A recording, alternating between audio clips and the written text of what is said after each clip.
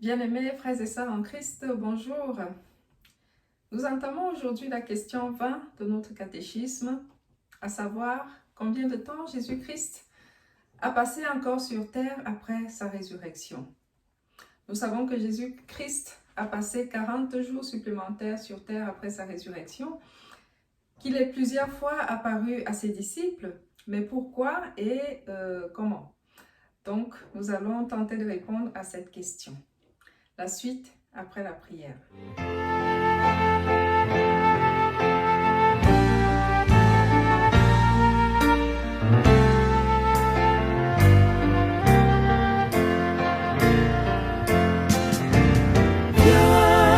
Esprit de Dieu vivant, sois le maître en moi. Viens, Esprit de Dieu vivant, sois le maître en moi. Sonde-moi,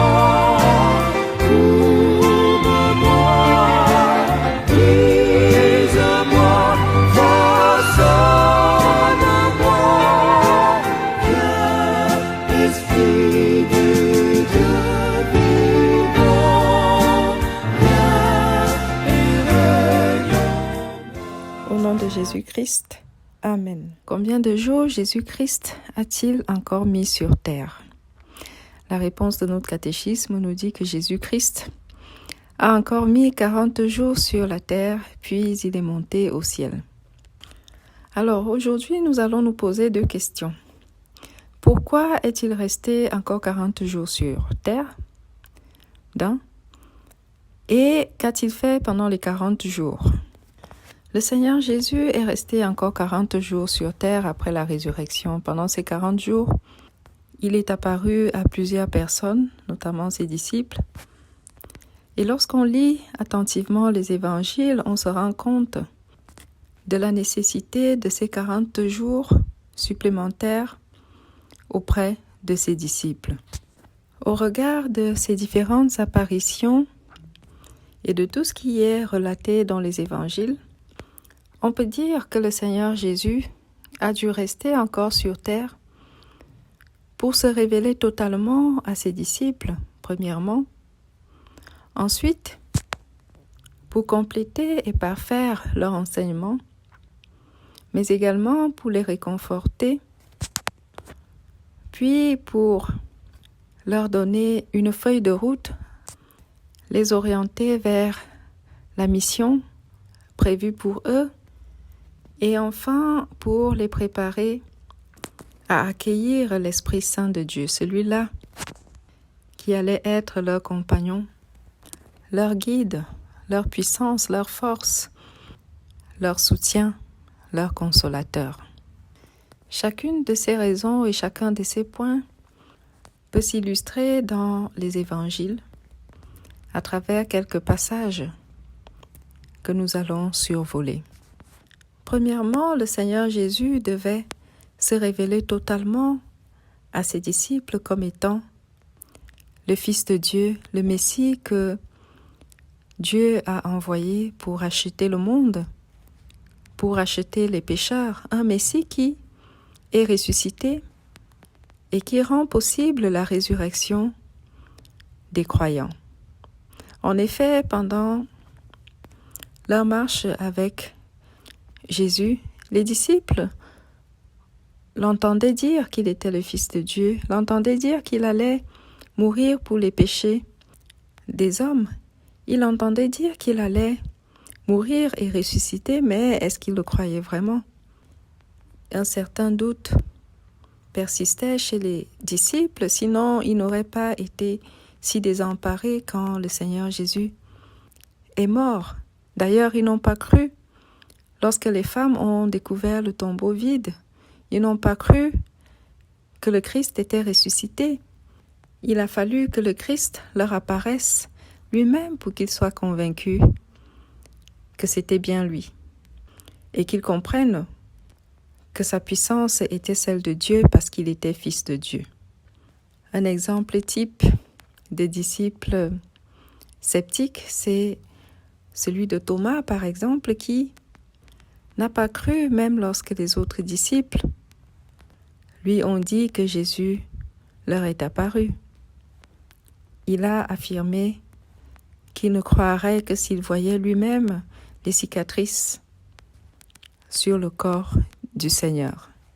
Il dit par exemple dans Jean 20, verset 25, « Si je ne vois dans ses mains la marque des clous, et si je ne mets mon doigt dans la marque des clous, et si je ne mets ma main dans son côté, je ne croirai point. » Donc concrètement, ces disciples qui avaient la lourde mission de propager l'évangile qui sauve, d'annoncer au monde, aux nations, l'évangile, n'étaient pas encore totalement convaincus que le Seigneur était le Messie, encore moins qu'il était le Fils de Dieu. Donc, le Seigneur Jésus s'est révélé à ses disciples pendant ces différentes apparitions afin qu'ils comprennent et qu'ils réalisent qui il était réellement et que tout ce qu'il leur avait dit avant la crucifixion était réel, que lui, il était le Fils de Dieu, venu en Messie pour la cause des hommes. D'autre part, le Seigneur Jésus a entrepris pendant ces multiples apparitions de compléter l'enseignement de ses disciples, car ils avaient besoin de tous ces enseignements, de ce complément d'enseignement pour la mission qui allait être la leur. Dans les évangiles, on peut voir quelques exemples d'enseignement. Par exemple, dans Marc 16, au verset 16, il leur dit « Celui qui aura cru et qui aura été baptisé sera sauvé. Celui qui n'aura pas cru sera condamné. » Il leur fait là un enseignement sur le baptême et son importance dans son plan de salut. Il leur confie une mission, leur donne une feuille de route. Il leur dit par exemple dans Matthieu 28, dès le verset 18, « Tout pouvoir m'a été donné dans le ciel et sur la terre. Allez, faites de toutes les nations des disciples, les baptisant au nom du Père, du Fils et du Saint-Esprit. » Le Seigneur Jésus révèle également à ses disciples la puissance qu'ils hériteront de l'Esprit Saint de Dieu.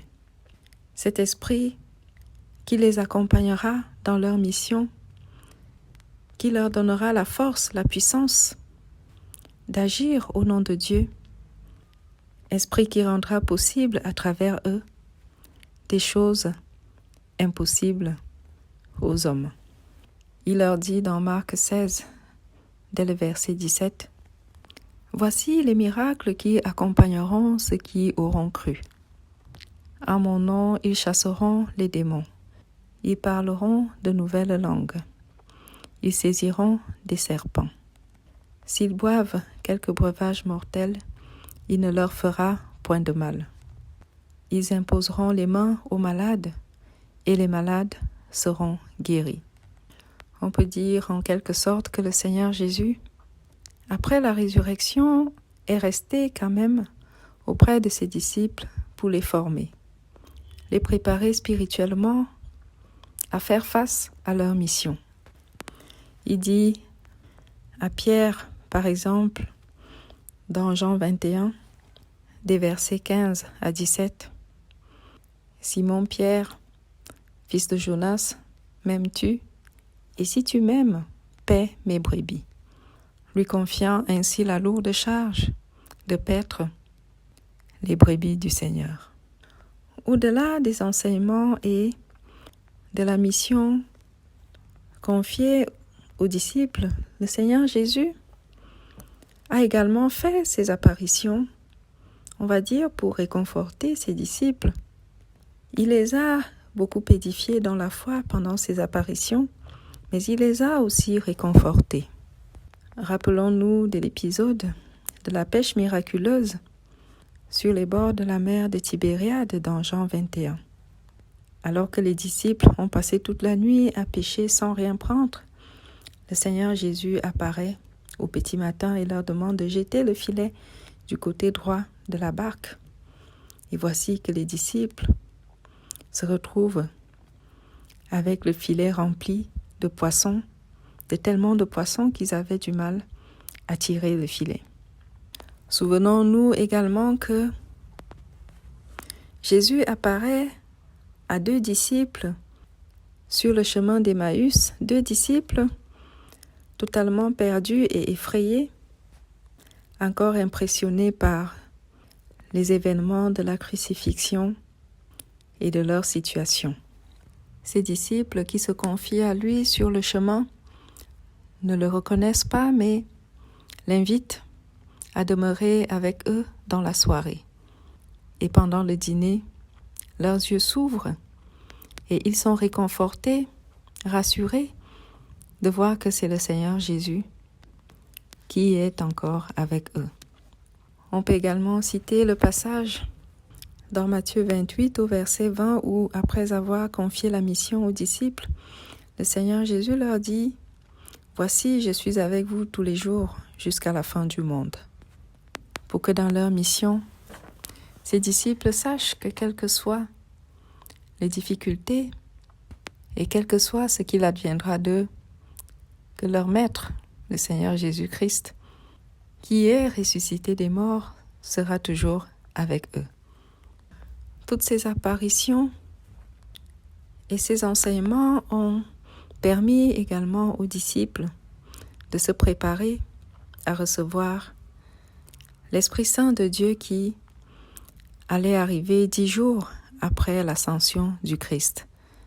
À présent, avant de clôturer la question de ce jour, suivons à peu près la chronologie des apparitions du Christ après sa résurrection, sachant qu'il est apparu à plusieurs personnes et à plusieurs endroits et qu'on ne saurait vraiment déterminer avec exactitude.